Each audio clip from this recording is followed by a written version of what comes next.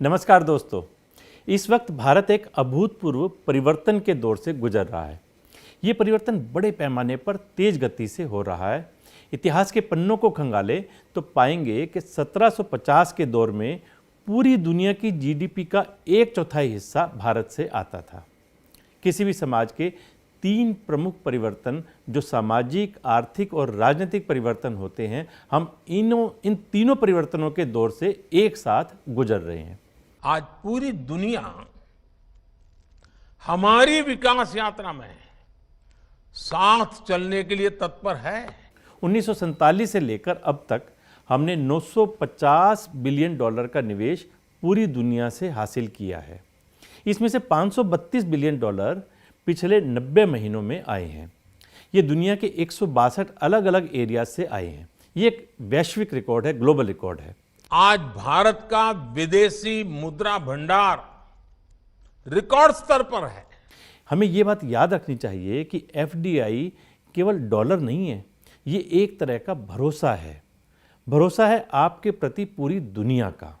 भरोसा है आपके भविष्य पर, आपके नेतृत्व पर, आपके अवसर पर, आपकी उद्यमता यानी एंटरप्रेन्योरशिप पर और आपकी क्षमता के साथ भागीदारी पर।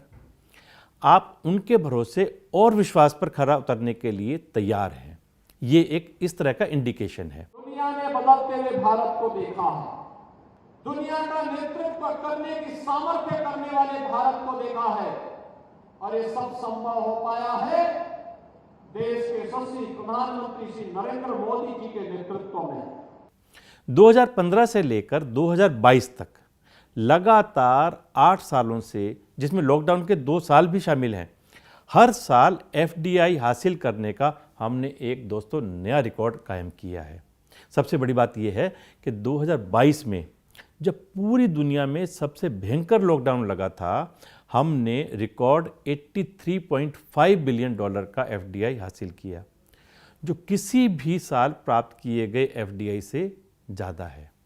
आपको ये भी बता दूं, ये निवेश 61 अलग अलग कंट्रीज से आए हैं, जो अपने आप में एक ग्लोबल रिकॉर्ड है।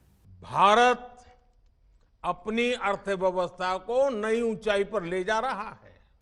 जो भारत दुनिया को विकास का अवसर प्रदान कर रहा है वो अभूतपूर्व है। भारत के अलावा दुनिया में और कोई देश नहीं है जिसने 61 अलग अलग कंट्रीज से निवेश हासिल किया हो। हालांकि दिन पे दिन ये संख्या बढ़ती जा रही है। ये अभी शुरुआत है। ये भारत के सभी राज्यों और केंद्र शासित प्रदेशों में आया है। ये नहीं है कि केवल एक स्टेट में आ गया हो, एक यूटी में आ गया। ये पूरे देश में और हर एक स्टेट में और यूटी में आ रहा है। भारत का एक नया इंजन, भारत का एक नया विकास भारत को तेजी से विकास के पथ पर अग्रसर कर रहा है। नया भारत समावेशी है। नया भारत इस देश के 7 बड़े शहरों से नहीं, हर छोटे छोटे शहर से मिलकर बन रहा है। ये भारत के इतिहास में भारत के विकास के लिए पहली बार हो रहा है। हमारी अर्थव्यवस्था पर इतना भरोसा पहले कभी नहीं रहा। 93% एफडीआई खुले मार्ग से आया है। खुले मार्ग का मतलब है कि इसके लिए हमें किसी विशेष अनुमोदन की आवश्यकता नहीं है। आज भारत की जीडीपी 3.5 ट्रिलियन है, हालांकि हमारा लक्ष्य 5 ट्रिलियन का है। पहले ट्रिलियन में हमें 67 साल लगे, दूसरे ट्रिलियन में 8 साल लगे, तीसरे ट्रिलियन में केवल 5 साल लगे। 2015 से लेकर अब तक इन 9 वर्षों में हम रूस, इटली, ब्राज़ील, फ्रांस और इंग्लैंड को पछाड़कर 10वें नंबर से 5वें नंबर पर आ गए हैं और इस साल के अंत तक लक्ष्य है जर्मनी को पछाड़कर 4थे नंबर पर आने का। ब्रह्मा जी के आशीर्वाद से आज भारत में नवनिर्माण का दौर चल रहा है। हम महामारी से पहले दुनिया की सबसे तेजी से बढ़ती हुई अर्थव्यवस्था थे और महामारी के बाद भी दुनिया की सबसे तेजी से बढ़ती हुई इकोनॉमी है। ये अभी कहानी की शुरुआत है। हमारी जीडीपी का 2/3 हिस्सा घरेलू मांग से आता है। यही भारत का विकास मॉडल है कि भारत में मांग आपूर्ति से अधिक है, यानी हमारी डिमांड सप्लाई से ज़्यादा है और बाजार की ताकतें इसे चला रही हैं। अब सामाजिक स्तंभ की बात करते हैं। हम दुनिया के सबसे बड़े मानव संसाधन वाले देश बन चुके हैं, यानी हमारी पॉपुलेशन दुनिया में सबसे ज़्यादा है, करीब 1.4 बिलियन, यानी कि 1 अरब 40 करोड़। इसमें से करीब 1 बिलियन 35 साल से कम आयु के हैं। भारत में औसत आयु 29 साल है। हम 2070 तक दुनिया के सबसे युवा कंट्री होंगे। साल 2000 के बाद भारत में पैदा हुआ व्यक्ति अगर अपनी पूरी लाइफ में एवरेज $40,000 खर्च करता है तो इसे 1.6 बिलियन से गुना करिए और अंदाज़ा लगाइए कि 2047 तक हमारे देश के बाजार का कितना बड़ा साइज होगा। ये तो अभी शुरुआत है।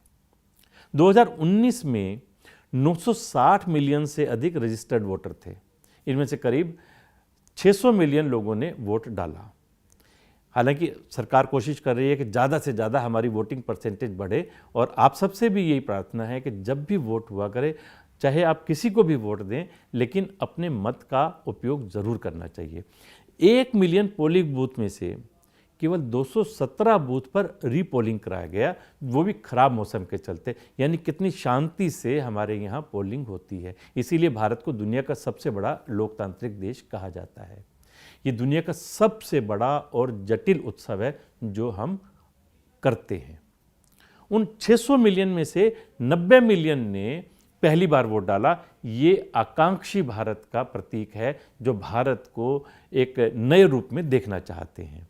यही वो पीढ़ी है जो इस परिवर्तन को चला रही है। यही वो पीढ़ी है जो विकास की ओर अग्रसर और स्वच्छ राजनीति की शुरुआत कर रही है। भारत आज वैश्विक लोकतंत्र का भी बहुत बड़ा आधार है। कुछ साल पहले जब मोदी सरकार ने डिजिटल इंडिया की शुरुआत की, तब हमारी दुनिया में डेटा खर्च करने की ग्लोबल रैंकिंग 122 या 123 थी। लेकिन पिछले साल फरवरी में हम पूरी दुनिया में नंबर 1 थे। अमेरिका और चीन मिलाकर जितना प्रति व्यक्ति डेटा इस्तेमाल करते हैं, उससे अधिक डेटा भारत में प्रति व्यक्ति इस्तेमाल किया जा रहा है। यानी हम टेक्नो सेवी हो चुके हैं। पिछले साल पूरी दुनिया का 41% ऑनलाइन ट्रांजैक्शन इंडिया में हुआ। हमने 48 खरब लेन देन किया। चीन ने केवल 18 खरब लेन देन करके दूसरे नंबर पर रहा।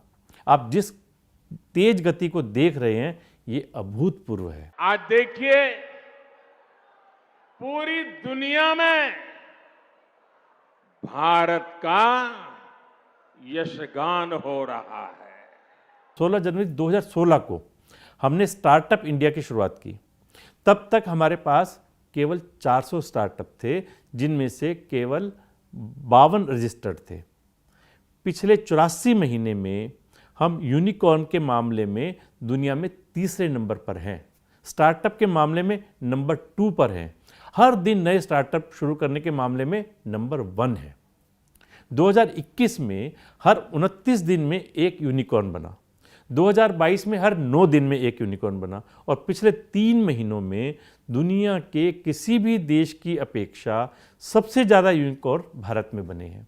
इस तेजी से बढ़ते भारत के विकास की गति को आइए आप और हम सब मिलकर अधिक से अधिक योगदान दें, यथासंभव सहयोग दें, भारत को प्रगति के पथ पर और अग्रसर करें।